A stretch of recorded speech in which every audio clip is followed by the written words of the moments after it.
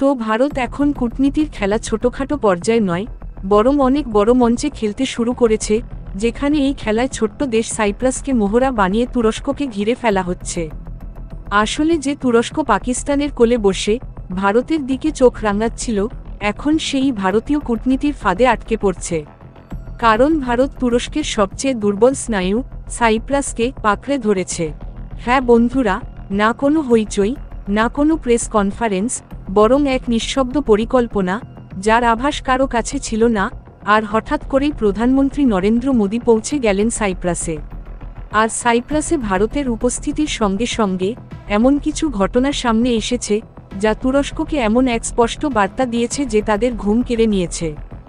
সম্প্রতি জি7 সম্মেলনের অজুহাতে মোদিজির সাইপ্রাস সফর নিছক কোনো কাকতালীয় ঘটনা নয়, বরং এটি একটি সুচিন্তিত কৌশল, যার মূল উদ্দেশ্য হল তুরস্কের মতো চোখ রাঙানো দেশগুলিকে ভারতের সেই শক্তি দেখানো, যা এক ঝটকায় তুরস্কের কোমর ভেঙে দিতে পারে।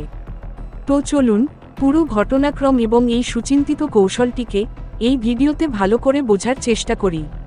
তবে তার আগে ভিডিওটি একটা লাইক করে দিন এবং চ্যানেলটি সাবস্ক্রাইব করে ফেলুন, কারণ এটি আপনার 1 সেকেন্ড সময় নেবে, কিন্তু আমাদের জন্য অনেক বড় সহায়তা হবে।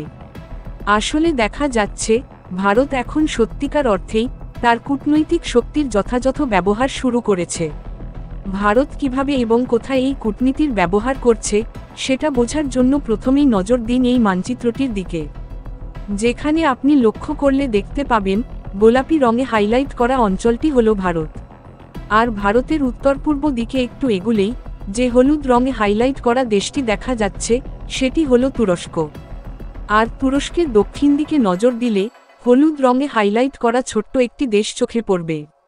এই ছোট্ট দেশটি আর কেউ নয়, বরং সাইপ্রাস।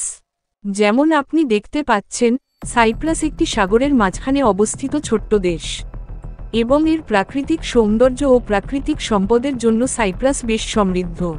এই কারণেই কয়েক দশক আগে তুরস্ক জোর করে সাইপ্রাসের উত্তরাংশ দখল করে নিয়েছিল। সেই থেকে সাইপ্রাস ও তুরস্কের মধ্যে এক প্রকার খোলাখুলি শত্রুতা চলছে। ঠিক যেমন তুরস্কের পাশেই অবস্থিত আর্মেনিয়াকে ভারত নিজের বন্ধু বানিয়ে সেখানে নিজের কৌশলগত প্রভাব বিস্তার করেছে, তেমনি এখন সাইপ্রাসের সঙ্গে সম্পর্ক গড়ে তুলে ভারত তুরস্ককে ঘিরে ধরেছে। এমন পরিস্থিতিতে সাইপ্রাস সফরের সময় কিছু বিশেষ এবং গুরুত্বপূর্ণ তথ্য সামনে এসেছে, যা তুরস্ককে কাঁপিয়ে দিয়েছে। সবার আগে যে বিষয়টি লক্ষণীয় তা হল, গত 23 বছরে এই প্রথমবার কোনো ভারতীয় প্রধানমন্ত্রী সাইপ্রাস সফরে গেলেন। এবং এখান থেকেই তুরস্কের কাছে একটি জোরালো বার্তা পৌঁছায় যে হঠাৎ করে এমন সময়ে ভারত কেন সাইপ্রাস সফরে গেল, যখন তুরস্কের সঙ্গে ভারতের সম্পর্ক ইতিমধ্যেই টানাপোড়েনে চলছে। মানে ব্যাপারটা এই যে তুরস্ক এখন থেকেই এটা বুঝতে শুরু করে দিয়েছে যে সে এক এমন জালে আটকে যাচ্ছে, যেখান থেকে সে না তো নিজের দেশে বসে কাশ্মীরের বিরুদ্ধে বিবৃতি দিয়ে ভারতের সার্বভৌমত্বকে প্রশ্নবিদ্ধ করতে পারবে, আর নাই ভারতের সঙ্গে লড়াইয়ের ধৃষ্টতা দেখাতে পারবে। এছাড়াও দ্বিতীয় গুরুত্বপূর্ণ বিষয়টি হল, সাইপ্রাস ভূমধ্যসাগর ও ইউরোপের জন্য এক প্রকার প্রবেশদ্বার। কারণ ইউরো ব্যাংক, যা সাইপ্রাসের একটি বড় ব্যাংক, এখন মুম্বাইতে নিজের অফিস খুলছে। আর সাইপ্রাসের ব্যাংক এটা করছে শুধুমাত্র এই উদ্দেশ্যে যাতে সাইপ্রাস ভারতীয় ব্যবসার জন্য ইউরোপে প্রবেশের একটি সহজ রাস্তা হয়ে উঠতে পারে। এমনকি ইউরোপ ছাড়াও মধ্যপ্রাচ্য, আফ্রিকা ও দক্ষিণ এশিয়ার মধ্যে ব্যবসা ও অর্থের লেনদেন বাড়ানোর কাজে এটি সাহায্য করবে। আর আশ্চর্যের বিষয় হল, সাইপ্রাস তার উন্নততর ফাইন্যান্সিয়াল সিস্টেম, কম ট্যাক্স এবং শক্তিশালী শিপিং ব্যবসার কারণে ভারতীয় কোম্পানিগুলোর জন্য একদম উপযুক্ত জায়গা। অর্থাৎ যেসব কোম্পানি ইউরোপের বাজারে ঢুকতে চায়, সাইপ্রাস তাদের জন্য এক অসাধারণ লঞ্চপ্যাড। আমি আপনাদের তথ্যের জন্য জানিয়ে দিই, এই সব তথ্য এখন সামনে এলেও ভারত ও সাইপ্রাস এই পরিকল্পনা নিয়ে অনেক আগেই একসঙ্গে এগোতে শুরু করেছিল। আর এই বিষয়ের প্রমাণ এভাবেও পাওয়া যায় যে ইউরো ব্যাংক ইতিমধ্যেই ইন্ডিয়ান চেম্বার অফ কমার্সের সঙ্গে একটি মেমোরেন্ডাম অফ আন্ডারস্ট্যান্ডিং সই করেছে। ইউরো ব্যাংক মধ্যপ্রাচ্য ও ইউরোপীয় দেশগুলোর প্রবেশদ্বার হিসেবে কাজ করবে। এমনকি এখন ইউরো ব্যাংক ভারতের ইউপিআই পেমেন্ট সিস্টেমও চালু করার জন্য প্রস্তুত, যার ফলে ভারতীয় ব্যবসায়ীদের জন্য পেমেন্ট ও লেনদেন অনেক সহজ হয়ে যাবে। এরপরের গুরুত্বপূর্ণ বিষয় হল, আপনি যদি আপনার স্ক্রিনে ভালো করে লক্ষ্য করেন, তাহলে দেখবেন যে India middle east Europe corridor এই দেশগুলোর মধ্যে সংযোগ স্থাপন করে, যা সাইপ্রাসের একদম পাশ দিয়েই যায়। অর্থাৎ সাইপ্রাস এমন একটি স্টপ হিসেবে কাজ করতে পারে যেখান থেকে জাহাজে ফুয়েলিং বা মেইনটেন্যান্সের কাজ করা যেতে পারে। এর মানে হলো এই করিডোর সহজ হয়ে যাবে এবং এই ধরনের কাজে তুরস্কের কোনো সাহায্যের প্রয়োজন পড়বে না, ফলে সিকিউরিটিরও কোনো ঝুঁকি থাকবে না। সব মিলিয়ে বললে সাইপ্রাসের মাধ্যমে ভারতের বাণিজ্য মধ্যপ্রাচ্য ও ইউরোপীয় দেশগুলোর সঙ্গে আরও দ্রুতগতিতে বাড়বে, যা তুরস্ক একেবারেই চায় না। কারণ তুরস্ক খুব ভালো করেই জানে, যত বেশি ভারত অর্থনৈতিকভাবে শক্তিশালী হবে, ততই পাকিস্তানের মধ্যে আতঙ্কের পরিবেশ বাড়বে। আর যেহেতু পাকিস্তান তুরস্কের বন্ধু, তাই তুরস্ক পাকিস্তানকে সমর্থন করার জন্য যে কোনো মাত্রা পর্যন্ত যেতে প্রস্তুত। বর্তমানে যদি সাইপ্রাসের কথা বলি, তাহলে এটি ভৌগোলিকভাবে এশিয়ায় থাকলেও রাজনৈতিকভাবে এর পূর্ণ নিয়ন্ত্রণ ইউরোপের অধীনে।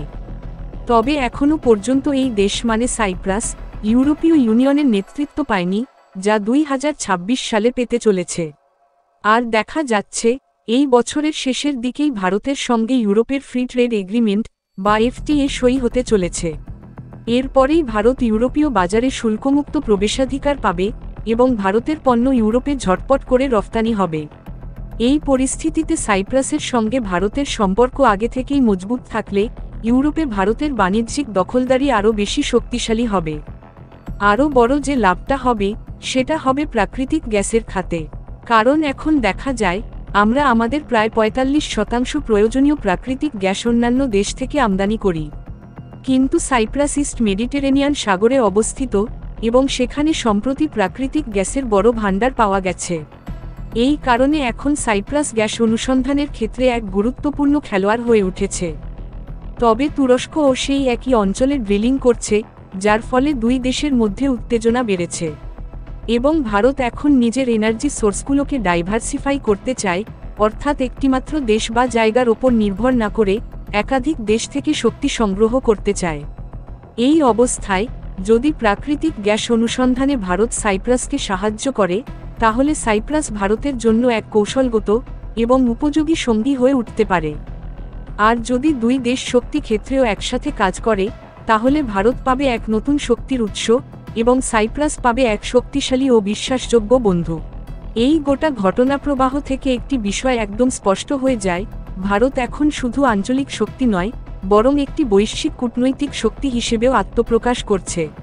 সাইপ্রাসের সঙ্গে এই কৌশলগত অংশীদারিত্ব শুধু তুরস্কের চোখে আঙ্গুল দেওয়া নয়, বরং ভারতের অর্থনীতি, জ্বালানি নিরাপত্তা ও ইউরোপীয় বাজারে প্রবেশের এক সুবর্ণ দ্বার খুলে দিচ্ছে। সাইপ্রাসের মতো একটি ছোট দেশকে সঠিক সময়ে পাশে পেয়ে ভারত তার বৃহত্তর ভিশনের দিকে এগিয়ে চলেছে, যেখানে স্বাধীনতা, সমতা এবং অর্থনৈতিক সমৃদ্ধির ভিত্তিতে বিশ্বমঞ্চে নেতৃত্ব দেওয়া সম্ভব। এই সম্পর্ক শুধু বর্তমান নয়, ভবিষ্যতের জন্যও এক অত্যন্ত গুরুত্বপূর্ণ পদক্ষেপ, যা ভারতকে এক নতুন উচ্চতায় নিয়ে যাবে।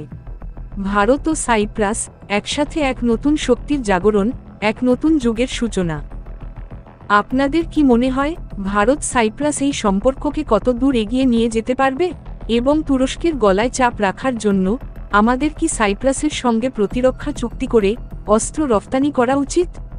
আপনার মতামত অবশ্যই কমেন্টে জানান। আর এই ভিডিওটি লাইক করে আপনার বন্ধুদের সঙ্গে শেয়ার করুন, যাতে তারাও এই তথ্য জানতে পারে। এই রকম আরও তথ্যপূর্ণ ভিডিও পেতে আমাদের চ্যানেলটি সাবস্ক্রাইব করে বেল আইকনে ক্লিক করে অল অপশনটি অবশ্যই সিলেক্ট করুন। জয় হিন্দ।